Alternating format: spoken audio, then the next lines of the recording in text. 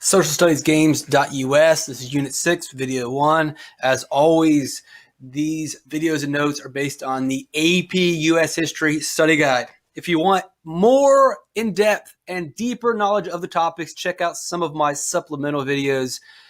But for the most part, these videos will stick to the facts and stick to what's on the test and stay with the narrative. I can criticize the U.S. government's diplomatic relations with American Indians, e.g. the Dawes Act, and be able to define, this is low-level blooms right here, define assimilation and reservation. What we're going to talk about is the exploration of the West, or the settling of the West, the Western frontier, the development of the West.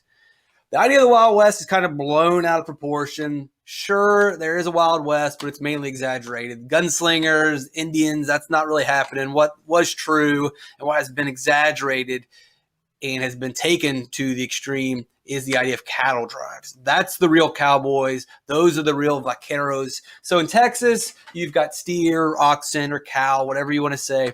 In the East Coast at this time, you've got hungry people that need food. And then around Chicago, that's where you get your meat packing industry. You want to get the steer to Chicago than to the people on the East Coast. Fun fact, there are more steer in Texas than there are human beings today. Now, I don't know if that's true. Someone told me that, so I believe it, and I'm going to repeat it here. If that's on the test, then be careful because I'm not 100% sure on that one. It's really easy to get the meat, the steaks, the hamburgers from Chicago to the East Coast. You got railroads. And even from the Midwest to Chicago, you got railroads. But to get the Texas steer to the Midwest, you don't have railroads. That means you've got cattle drives. So the idea of the Wild West, it's exaggerated, shootouts. The truth is, yeah, you had cowboys, but they really weren't shooting each other. Sure, they may have encountered some hostile tribes along the cattle trail, but for the most part, they were just blue-collar, hard-working cowboys. I think the TV show Rawhide gives you an example. I don't really know. I'm not that old, but if you are that old, you would have seen Rawhide and seen what it's like to be on a cattle drive. And it's just blue-collar work of getting these steer to the Midwest. And then eventually some dude invents barbed wire, and all of a sudden you can't just drive your cattle over someone's farm anymore. Like, it's kind of crazy that you would just drive your cattle across some dude's farm and not think twice of it. Eventually the farmers got wise and they invented barbed wire. Why are we learning this? Well, it's in the AP guidelines and it could show up on the test. And I talk about this all the time. There are two options. I can throw out the stuff that's not important, and then it shows up on the test and you get mad. Or I teach you the stuff that's probably not important and you get mad. So it's okay. You get mad. Don't at me. You will at me. You'll get mad when I teach you something that you don't want to learn, and you'll get mad when hey, all this stuff, you didn't even talk about this stuff that's on the test. So there's some truth. They basically just exaggerated the little bit of truth, and you can see it in some of the movies. Movies are fun. What are the two reasons people migrate, or why are the two reasons people move? I'm going to talk about one of those reasons. The one that we're not going to talk about, which we've talked about in lessons before, and we'll talk about in later lessons, which you witness every single day, and that's that people move for freedom. They'll leave where they're living because they're being persecuted, or where they don't have freedom, to go to another place where they are more free, whether it's for religious freedom, where it's for freedom of speech, maybe it's the right to own weapons, whatever that freedom may be. Maybe they just want to wear tube tops all the time. What's a tube top? I don't even know. So one of the reasons people move is for personal freedoms. The other reason people move, think about that. What state is that? 3, 2, 1. Did you guess California? What does the yellow represent? 3, 2, 1. Did you say that's not yellow? That's gold. That represents the gold rush in 1848 into 1849. That's where we get the San Francisco 49ers. Americans moved west. They rushed to California because they found gold. And people who are poor don't want to be poor. I don't want to be poor. I don't want to be middle class. I want money. And so I move to where I can make money. So people move to California because they discovered gold and it would make their life better. A lot of people rushed. That's number 2. People move for freedom and for economic opportunity, or for JOBs, jobs, or just ways to make money. And so people moved to California. That's the reason people moved to America in the first place, because there was land, they could build a farm, and they could make a living. And it's the same reason people moved to America. Either people are moving here today because they're persecuted in their homeland, or their home country is a disaster and they're moving here as a refugee, or they're moving, which is usually the reason, for a job, for money, for the opportunity to make money. And even within the states, people move from state to state for money. You have an option. Do I live in the city or do I live in a rural community? Myself, as a teacher, if I move to a rural area, there may be one school, and that means one chance at getting a job. If I move to a city, there could be hundreds of schools. That means hundreds of chances. And it doesn't matter what sector of the economy you're in. If you're a baker, if you're a lawyer, if you work in advertising, it does not matter. There are more opportunities in cities. There are more opportunities in some states than in other states. That's why people migrate. That will be on your test. The trick is knowing the specific examples of why people move. People move from out of the country. They still do today to America. Here's an example. The Chinese moved to America to participate in the gold rush. Unfortunately, due to racism, they are excluded. Now, there is more to this story. You should check out some of my supplemental videos where I'll go more in depth and explain both sides of the story. And maybe it wasn't so bad. Yes, racism is terrible, but there's more to the Chinese experience than, oh, well, we're racist and we wouldn't let them participate. There's more to it. But again, this is basically just sticking to the AP guidelines, and what the AP guidelines will lead you to believe, and this is mainly true, is that because they were excluded, the Chinese sought other ways to benefit from America. They participated in the building of the Transcontinental Railroad. They were servants, and they participated in the garment industry. You can look at this, oh, woe is me, racism's bad. That's true. But also the Chinese made it work. And you can find more information about that in the supplemental video. What is this? Again, so in these videos, you can look at the negative view, or you can take the positive view, or you can look at them both, which is what I would encourage you to see, the good and the bad. This is history. It just is. If you want to look at positives and negatives, you can, but it just is. So what is that map?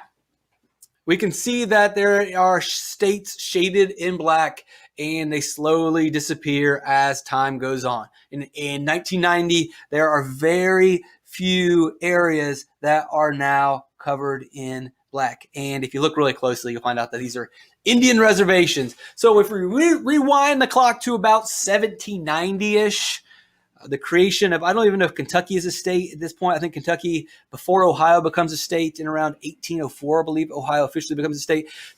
Most of America was occupied by American Indians or Native Americans or First Nations people, however, whatever nomenclature you prefer. If we go all the way back there before European settlers, it was all American Indian. But right here, you can see that a lot American Indian, not very much American Indian, a lot of American Indian, not much American Indian in 1990.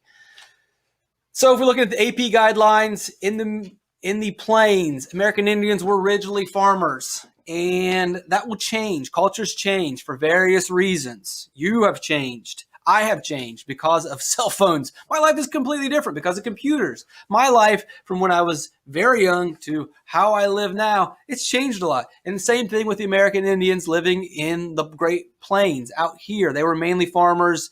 They were separated. When you're a farmer, you don't really travel that much, at least as an American Indian farmer during this time. But then that'll all change when the Spanish through the Southwest introduced horses and guns, and the Great Plains Indians change, a major cultural change, into warriors and hunters.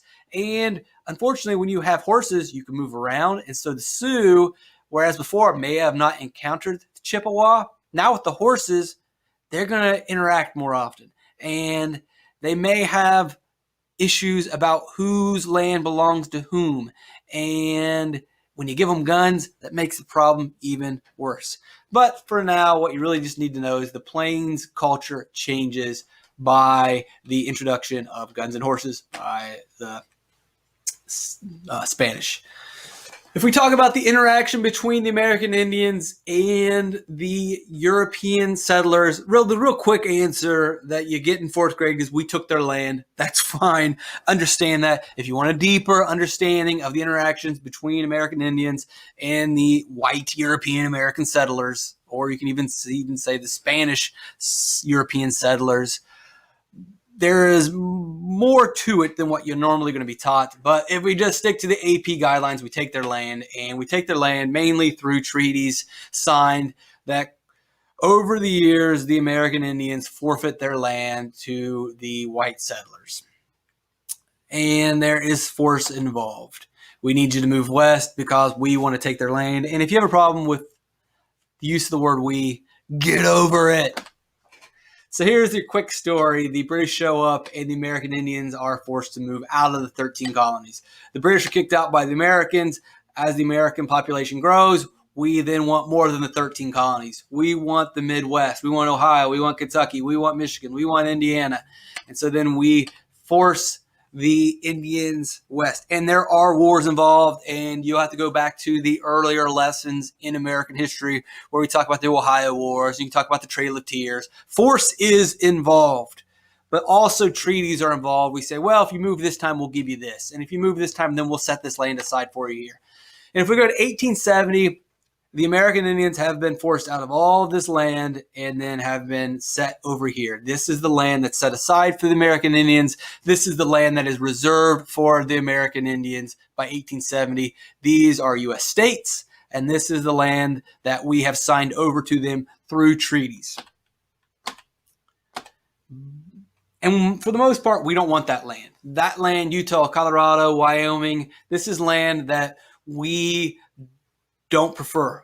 We don't see any real natural resources. We can't farm it. We don't know of any minerals there. You can have it, American Indians. Well, then John Deere invents a steel plow. And with the steel plow, we realize, that land where we can't grow anything, that dry soil that doesn't work. Well, if we take the steel plow and we till up the land, then we can find the nutrient-dense soil underneath, bring it up, and then we can actually farm. So then we decide, well, you know what, Indians, sorry, but actually we think we can use that land after all. And that reservation or that land that we set aside for you in your own separate nation, well, we're going to need that land after all. So sometimes inventions are not always the best. Well, I guess inventions are good, I guess, in the grand scheme of things. But at that moment, not very cool for the American Indians. We set that land aside, now it's all gone. From there to there. And actually remember, all of this land used to belong to the American Indians. It's gone. Now, again, if you want a deeper understanding of what really happens, there are other videos for that. But I'm giving you the pretty much strict by-the-book facts sticking to the AP guidelines. And that story is, we took their land. Sorry about that. Assimilation. Changing from an original culture to another, more widely accepted culture. Assimilation is another thing where in a supplemental video, I'll go into more in-depth detail and show you a conservative and a liberal view or a more nuanced approach to what assimilation is. This is going to be a more liberal approach to assimilation, which says assimilation is bad, whatever. So what we're telling the American Indians is you got to cut your hair, you've got to dress like Americans. You've got to speak English. You have to participate in our economy. You need to accept our religion. You need to accept our cultural beliefs. One man, one woman at this time. Those were the beliefs that were enforced into the American Indians. And there you can see an actual picture. A lot of times when I show this to students, it takes them a second to realize, wait a second, those are the same people? Yes. The three Lakota boys you see on the left are the same Lakota Sioux boys that we see on the right. That is assimilation. You have to dress like us. You need to sit like us. You need to be American. A lot of people hate this. And if you want to go into more detail, you check out the supplemental videos. But for the most part, this video is just teaching you the definition of what assimilation is, because you will see on the test. It is when you are forced to give up your culture to accept the more broad, widely accepted American culture. You got to get up every day and go to work. You got to make money to take care of your kids. You got to buy a house. You got to live at that house. You basically do the American thing.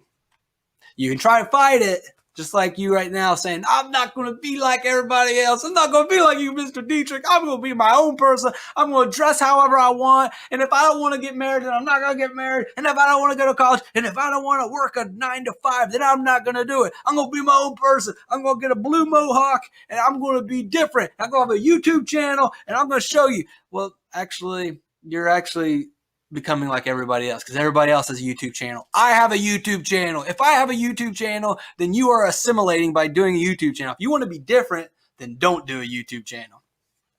So you can't do a YouTube channel, and you can't do these things, or else you are doing what everyone else is doing. See how that works? You have assimilated, and you didn't even know it. You're just like everybody else.